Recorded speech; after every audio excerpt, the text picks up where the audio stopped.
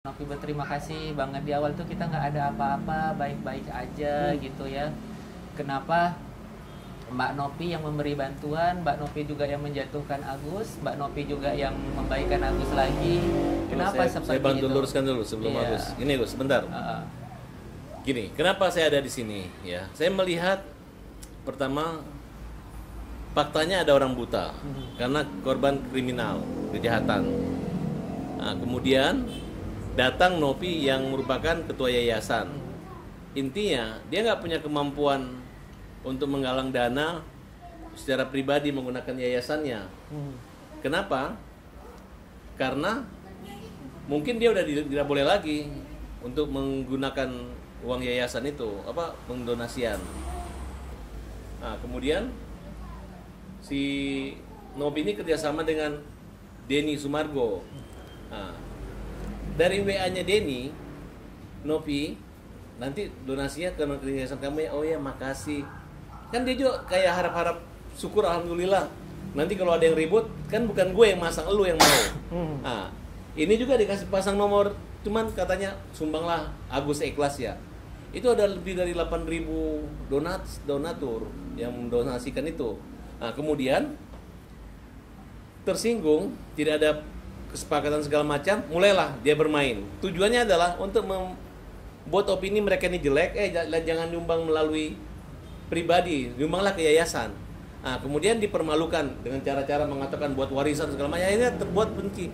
Hampir semua bully itu adalah akun yang dikunci, akun-akun yang menurut saya itu adalah buzzer.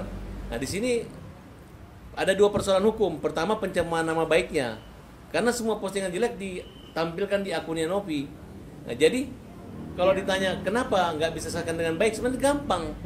Kita juga bukan mau memasukin ke penjara dia, tapi yang jelas cara-cara dia menakuti Agus, hey, kalau lu nggak kembaliin duit ke yayasan, tidak dimutasi, maka kamu akan kita laporin ke Dinsos, akan kita viralkan. Ya ini namanya orang nggak mengerti, ya udahlah. Itu anggapan Anda kan? Itu Bukan. tidak pernah diucapkan oleh Novi kan? Tidak, kemudian dibawa ke bank, harusnya ke rumah sakit. Kamu dibawa ke bank tujuannya untuk mutasi aja, tapi apa yang terjadi? Pindah rekening, coba jelasin. Iya, jadi tuh kita kan ke rumah sakit, ke rumah sakit yang udah dianjurkan sama Teteh Novi kan. Terus tuh udah kayak gitu, kita kan ada 2 jadwal. Ada jadwal pagi ya sayang ya, jadwal pagi sama jadwal sore. Nah di jadwal pagi tuh yang masih sempet-sempetnya nih, abis itu dia nge-WA ke istri Agus, nanti datang ya ke Pondok Indah katanya gitu, mau cek mutasi gitu kan, mau ini cek mutasi. Terus kan hari Minggu kata hari Sabtu ya, emang buka gitu kan, buka katanya gitu. Oh ya udah oke, nanti kita ke sana. Nah sampai ke sana ternyata bukan pencetakan mutasi, malah didaftarin itu pemindahan uang Agus itu, uang donasi Agus ke yayasan. Kaget dong di situ kan, pas dia panggil Agus nih, Gus, uang donasi Agus mau dipindahkan ke yayasan katanya.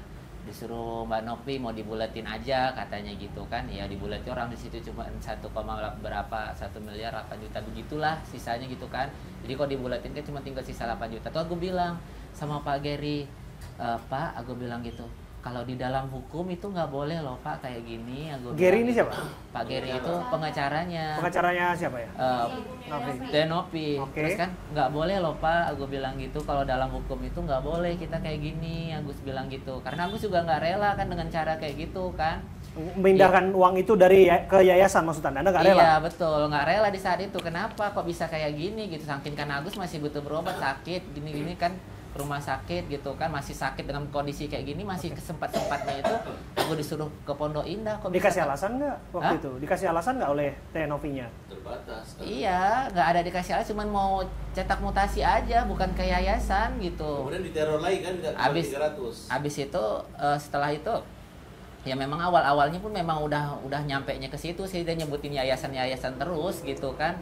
Bakalan dilaporin lah, bakalan ini ke yayasan lah gitu kan. Dari awal memang gak ada perjanjian tuh. Nah setelah aku tanya Pak Geri aku bilang ini nggak boleh, ini namanya kita dalam hukum itu nggak boleh kayak gini. Aku bilang iya, langsung dijelasin sama dia, Gus katanya, ini tuh nanti buat Agus juga, ini kan buat biar nggak ini lagi, supaya dia bisa kita kontrol pengeluaran Agus supaya nggak disalahgunakan, katanya begitu kan. Agus nggak menyalahgunakan uang itu masih ada, masih utuh gitu.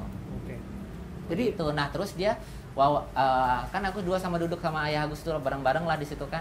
Gus bentar ya, pakai abahnya dulu katanya. Ternyata diajak wawancara untuk masalah donasi itu loh, untuk persetujuan masalah donasi yang Agus punya gitu kan. Diwawancarain lah, yang punya donasi kan Agus, malah ini diwawancarain ayah Agus.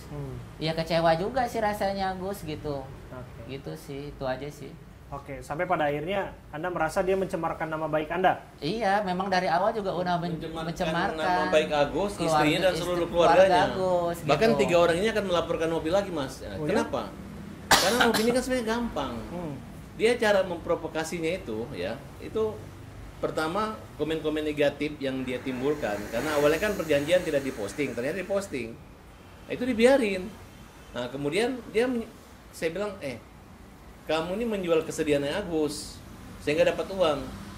Kalian mulai saat ini jangan berpikir gara-gara Nopi Agus disumbang. Walaupun ada 1000 Nopi, kalau nggak ada orang buta, nggak ada yang derita kayak gini, siapa yang mau nyumbang gitu. Nah, makanya saya mengatakan bahwa ini adalah pemerasan. Kenapa? Karena orang yang sudah memiliki hak untuk mendapat uang dan dia tidak menggunakan untuk menghabiskan uang itu, belum digunakan, dibuat cerita sedemikian rupa, bahkan sekarang diancam uang itu akan dikembalikan ke dinas sosial. Nah, itulah menurut kita akan uji sekarang. Nah, proses laporan itu ada 2. Harusnya 1, mulai pencemaran dan pemerasan dan penipuan dan penggelapan. Tapi karena barangnya ada, kita dengan cara-cara yang dengan memaksa dan membujuk rayu sehingga beralihlah dana yang dimiliki dia. Siapa yang nggak butuh uang sebanyak itu? Dibutuhkan. Dan Nopi terang-terang pun mengatakan bahwa uang ini bukan hanya untuk obat mata, tapi untuk penghidupan dia. Bahkan untuk membayar utangnya pun boleh. Dia memberi ke saudaranya pun boleh, karena namanya donasi.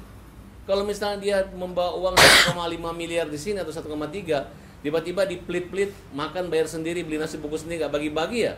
Bagaimana mereka memperlakukan itu? Kemudian katanya Nopi harus ngitung itu ya, berapa bayar akuanya, sayurnya, beli tomatnya, harus dilaporan sedetail. Berapa jajan, apa kapasitas dan legalitas yayasan ini.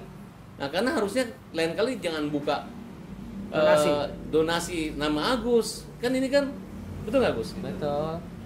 Maksudnya kita juga kan namanya kita sibuk, Agus sakit, istri sibuk ngurusin, masa sibuk ngurusin lagi udah kayak akuntansi jadinya kan.